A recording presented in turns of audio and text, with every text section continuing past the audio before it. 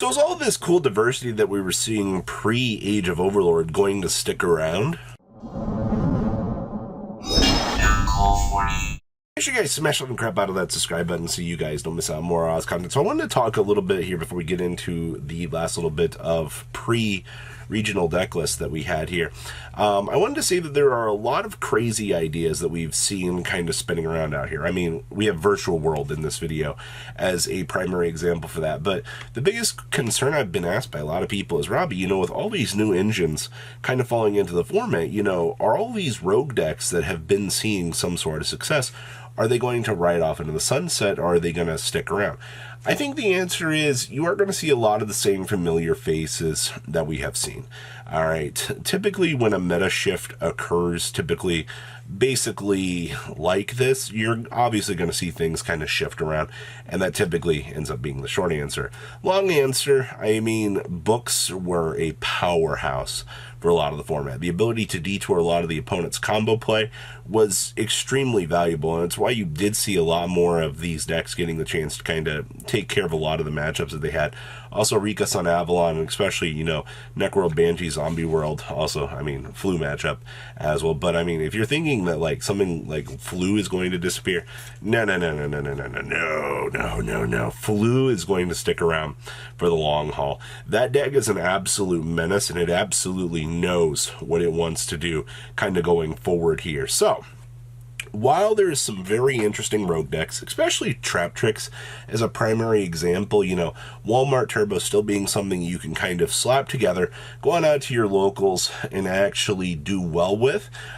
These are just primary examples of things that might end up falling off on the back end, or at least you're going to have to work a lot harder. Traptrix has already been something that you've had to work really hard with, and especially if we're going into, post-Age of Overlord here, it's going to be one step harder. Let's pass on over to those deck lists. All right, so the first interesting little thing that we actually had here was Virtual World managed to not only top a regional, it made top 8 out of its event, which is honestly crazy when you kind of think about what this deck has been having to go through and a lot of the developments in the format, because to be honest with you, this deck doesn't exactly have one of the most consistent track records for what it's able to do, but I see that we are getting a little bit saucy in here with some of our thrust into a D-barrier, and of course, this deck actually gets the chance to be one of the natural skill drain decks in the format. I don't know if too many people have really paid much attention to this, but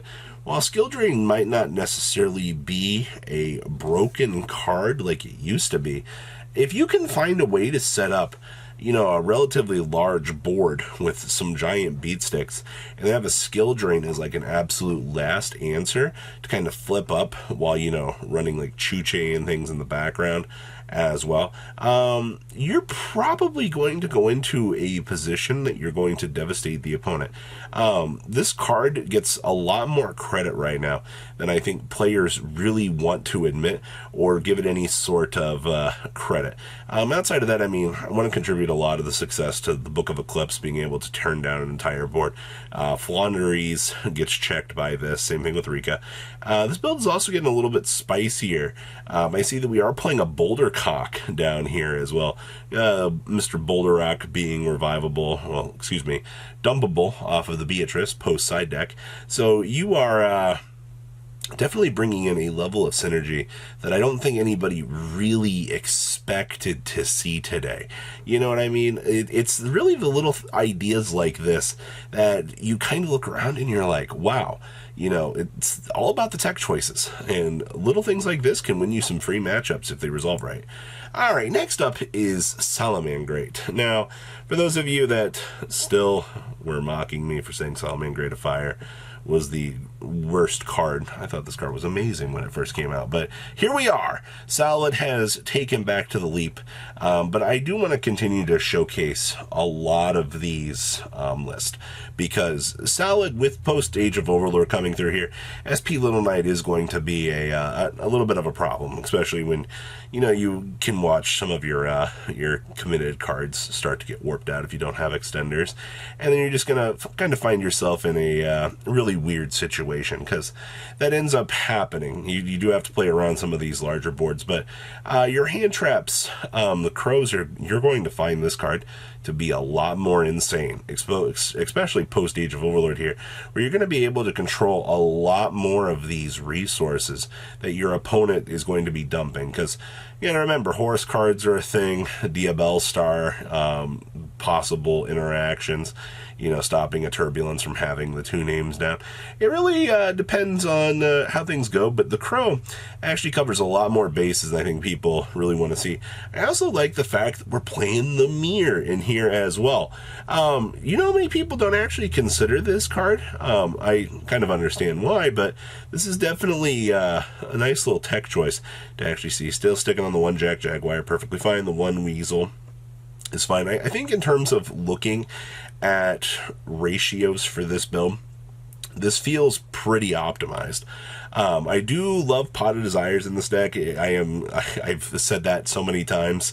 You know, I mean, you're on 1 Rage, 1 Roar, you side the additional, but the Pot of Desires does get you into the additional resources that you can really find yourself needing for some of those grindier games. So, not too bad. All right, what else we got back here? A Walmart Turbo deck. So the first things I'm going to tell you about this are, yes, you can still do okay with Traptrix. 2, is it going to be super easy to do well with Traptrix?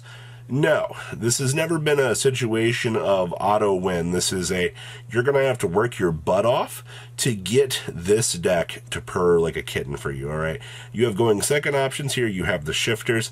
One of the big successful things I can tell you about this deck is this card right here is still going to be one of the main reasons you are going to win any sort of real games out here, all right? And plunging your opponent into absolute banishment is absolutely crazy. Playing 1 copy of Best Trap Hole, still triple of the little extenders with triple Hole Tia. So remember when people are like, you don't need to play 3 of each of these. Yeah, you do. You want to make sure you can see them so you can go. We have Kaijus down here in the side deck. I see we're also playing a copy of Change of Heart as well, so if the opponent starts trying to make some sort of recovery play, no. Man, I hate to be the bearer of bad news, but I think this card is pretty necessary in this deck. You do need the ability to filter for those resources. If you cannot start to see cards that can really allow this deck a chance to play the game, I think that's where a lot of our problem tends to lie. Yeah, it's just you have to be able to see a lot of these starting pieces or a lot of the disruption cards to kind of play Traptrix, unfortunately. I mean, obviously going second, you have the good cards, like we said, but it's not a free deck by any stretch of the imagination. The fact that you have to work for all of this does honestly make some sense. So yeah, that's the Traptrix experience right now. Don't be massively discouraged. I think you do have a chance to still make this work. And then, of course, I mean, this is projected to be one of the best decks in the room, right? Like, Unchained, the deck lost nothing. I mean, you get an SP Little Knight for the deck if you really want to toss it in here, you know? I mean, you do get Fiend locked at certain points, so I mean, maybe that's not something that you want to get the chance to explore out here. You have a lot of interesting things coming in the future that you're going to have to consider with this deck. All right, and with a lot of those changes, there's going to be a lot of different ideas and things that are going to kind of shape up here. We'll have to wait and see, or we're just going to stick with the same build.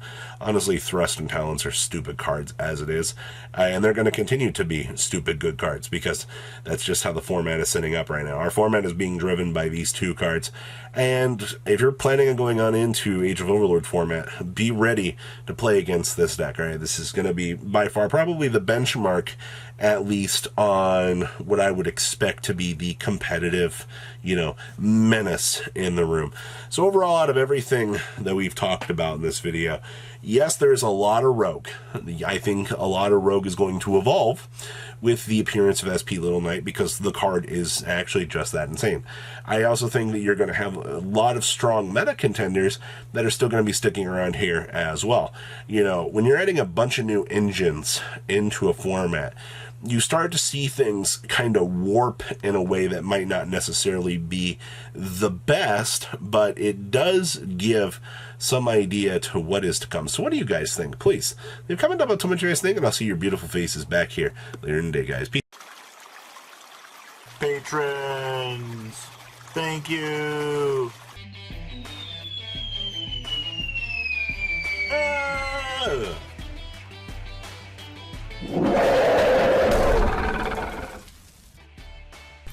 Thank you so much for watching. Check out these other videos.